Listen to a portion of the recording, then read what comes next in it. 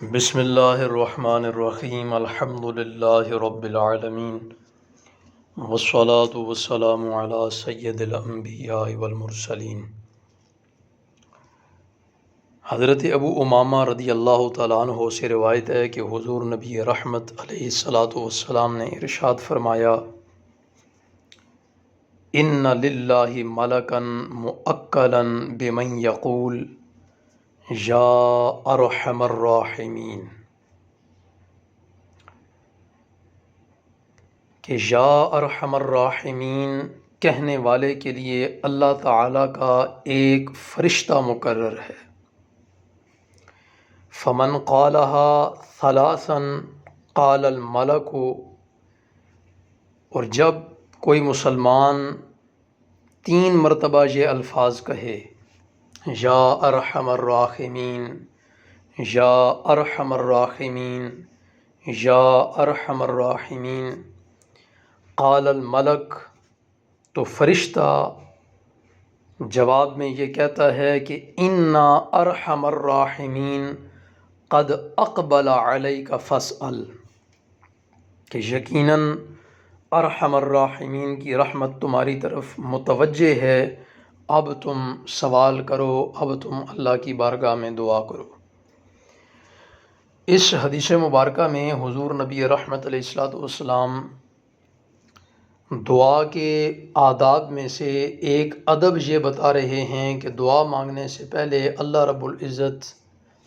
کے صفاتی ناموں میں سے کسی نام کا ورد کر لینا چاہیے، اور پھر خصوصیت کے ساتھ یا ارحم الراحمین کی فضیلت کو رسول اللہ صلی اللہ تعالیٰ علیہ وآلہ وسلم نے بیان فرمایا کہ جب کوئی شخص دعا کرنے سے پہلے یا ارحم الراحمین 3 مرتبہ کہے تو فرشتہ اس پر گواہی دیتا ہے کہ بے شک یقیناً ارحم الراحمین یعنی سب سے زیادہ رحم کرنے والے کی رحمت اب تیری طرف متوجہ ہو چکی ہے، اب تو اللہ کی بارگاہ میں دعا کر۔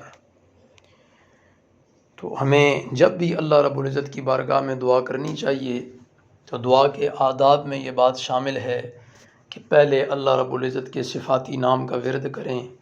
اللہ رب العزت کے تعریفی کلمات اللہ رب العزت کی شان میں وہ ادا کریں،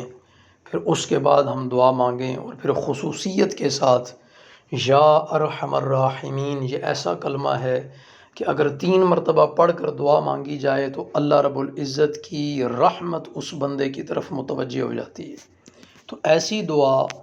کہ جس کے اندر اللہ کی رحمت متوجہ ہو، رب کائنات کی رحمت جب ایسی دعا کے اندر متوجہ ہوگی تو پھر یقیناً قبولیت کی امید بڑھ جائے گی۔ اللہ رب العزت ہمیں حضور قلب کے ساتھ اپنی بارگاہ میں نیک دعائیں مانگنے کی توفیق عطا فرمائے۔ وآخر دعوانا الحمد للہ رب العالمین۔